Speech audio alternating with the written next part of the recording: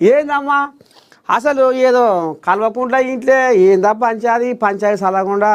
కేసీరావయ్య ఇంట్లో పంచాయతీ నిజమేనా లేకపోతే ఉత్త డ్రామా నమ్ము తండ్రి బిడ్డ కలిసి ఏమైనా డ్రామా ఆడుతురా లేకపోతే నిజంగానే పంచాయతీ పెట్టుకుంటురా అర్నాక అని పుసుక్కుని అడిగితే వామ్మో ఆమె కుండ బద్దలు కొట్టిందుల్లా ఏమన్నదో ఎరికేనా ఇక నేను చెప్పుడేంది ఆమెతోనే వినిపిస్తా ఆయన నోట్లోకి వెళ్ళి ఒక్కసారి పోదాము ఎటో పాయే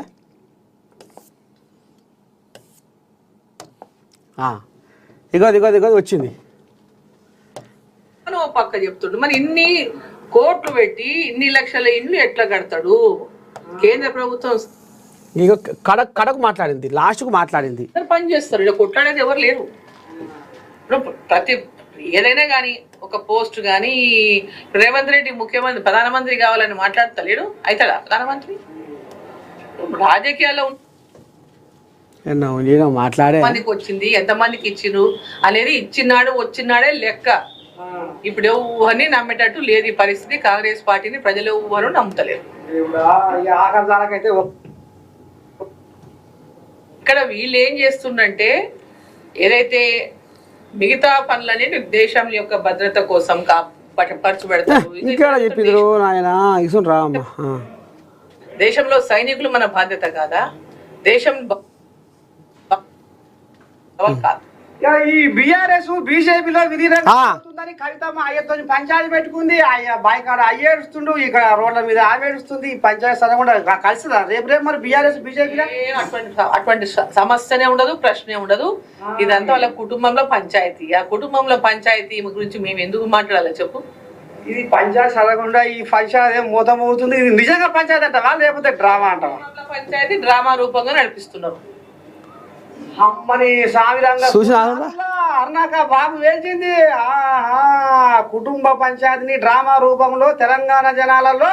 ఇక అదేందో సానుభూతి పెంచుకుందామన్న ఆలోచన మీద అగో అర్నాక అయితే చెప్పింది అది నేనంటున్న మాట కాదు కుటుంబ పంచాయతీని డ్రామాగా నడిపిస్తున్న కథ మాత్రం ఈ రకంగా బయట వేసింది అర్నాక ఇక పోతున్నా పొద్దుపోతుంది అక్క కోసం 100 మంది ఎదురు చూస్తారు ఇక చూస్తూనే ఉండరు మీరు కెమెరామెన్ శివతో మీ నర్సే తాత ఇది కథ చూసిన ఓ అమ్మా నేను ఏదో అనుకున్నా ఇది నిజంగానే కల్వకుంట్ల కుటుంబంలో పంచాయతీ అవుతుందేమో నేనే కాదు నా సొంటోళ్ళు తెలంగాణలో చాలా మంది అనుకుంటున్నారు ఓ నీ పాడ ఎంత కాడికి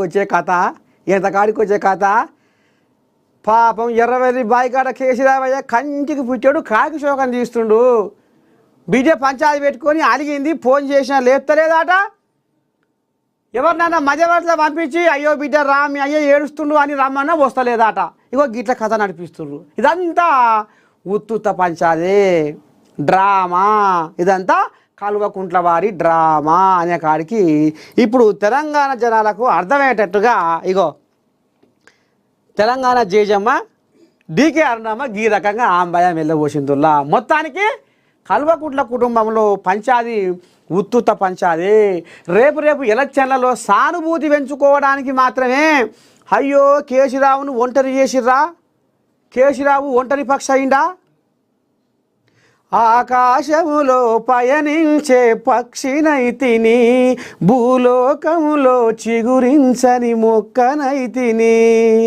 నీరు లేని ఏరునైతిని పేరు లేని ఊరునైతిని నీడలేని జాడనైతిని గోడలేని మేడనైతిని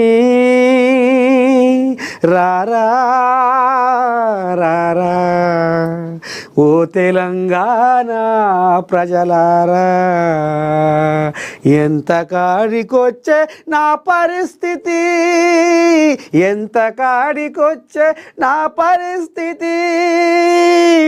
కుటుంబ సభ్యులే చీకొట్టిరి గదరా ఓ గిట్లా నేను 10 ఏళ్ళు రాజ్యవేలి బ్రహ్మాండమైన పరిపాలన అందిస్తే ఆఖరికి వస్తారకల్లా నా కుటుంబ సభ్యులే నన్ను ఎడమరుగు చేస్తుర్రు ఓరసూపు చూస్తుర్రు నేను ఏం పాపం చేస్తే